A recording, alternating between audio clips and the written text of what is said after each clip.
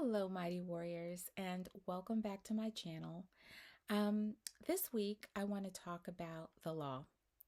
And what I learned this weekend in church services was that, yes, God gave us the law, but grace actually runs throughout the entire Bible, Old Testament and New. If you don't believe me, think about the Passover.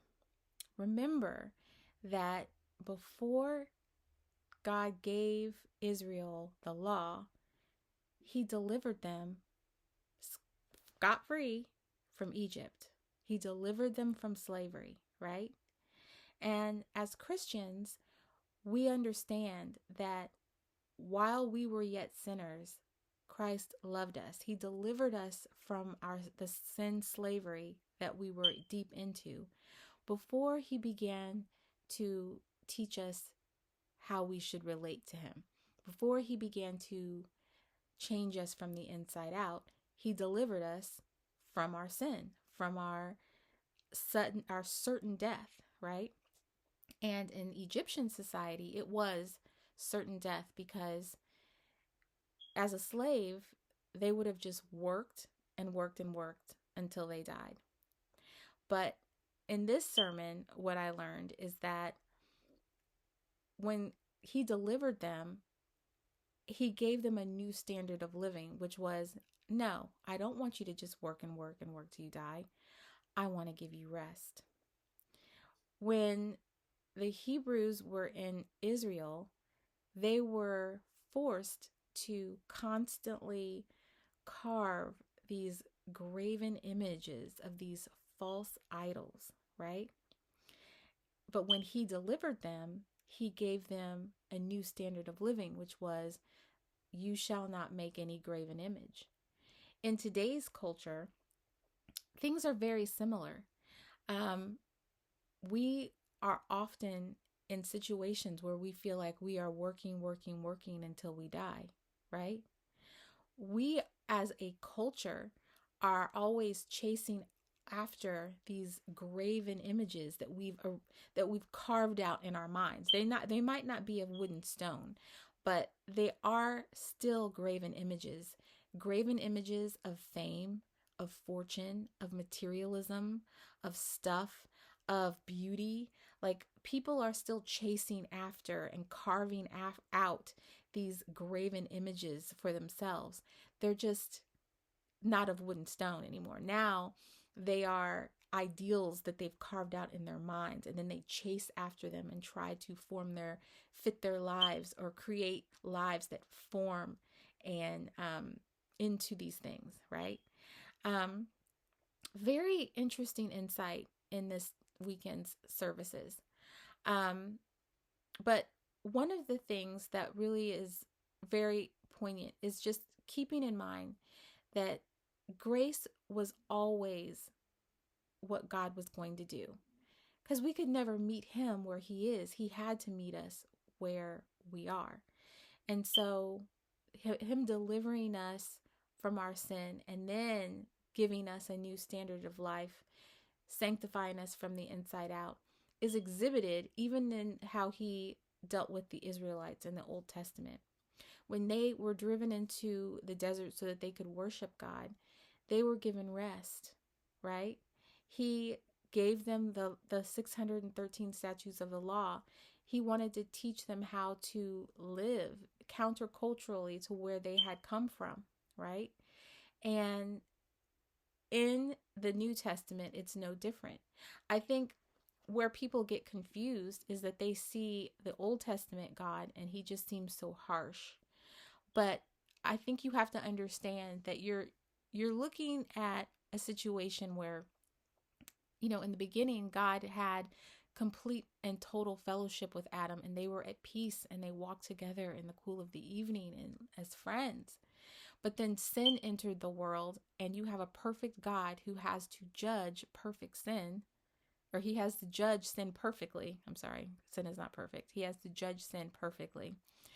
And now there's this tension between he and man, because as much as he wants to fellowship with us, he still has to judge sin perfectly because he's God and he's holy, right?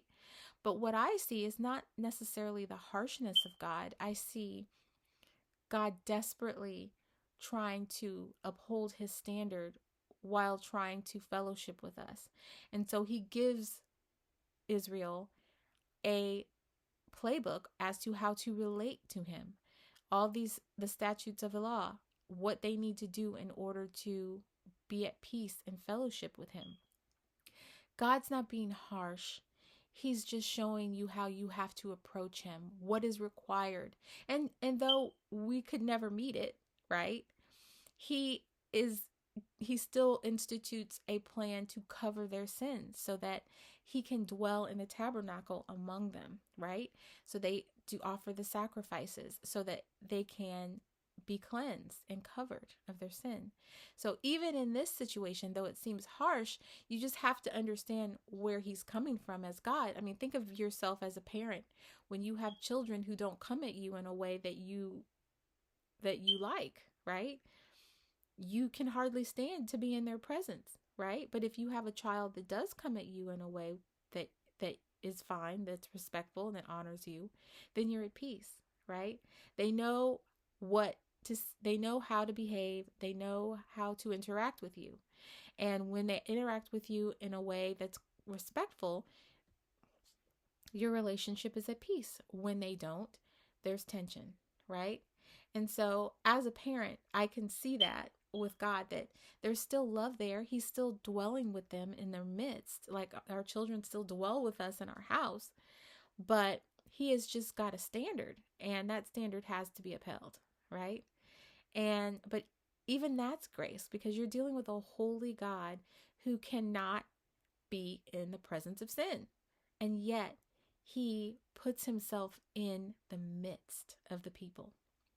And so it was just a very wonderful sermon, something that blessed me and gave me some insight into Egyptian culture and how the more things change, the more they stay the same, and how here we are in 2025, still, slaves to work, getting no rest, carving graven images, chasing after these false idols of fame and fortune and money, and how God wants to deliver us from that and deliver us first and then give us a new standard of living.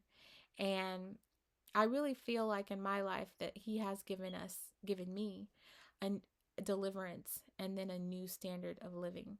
And so I pray that this message blesses you in the way that it blessed me, because, the way that this culture is going, it's for the birds, and we need to trust in God so he can give us a new standard of living. Also, in this society, we're dealing with a lot of financial uncertainty. And I wanted to talk about that because, a lot of people use that as the excuse as to why, they are working the way that they're working and, working until they die.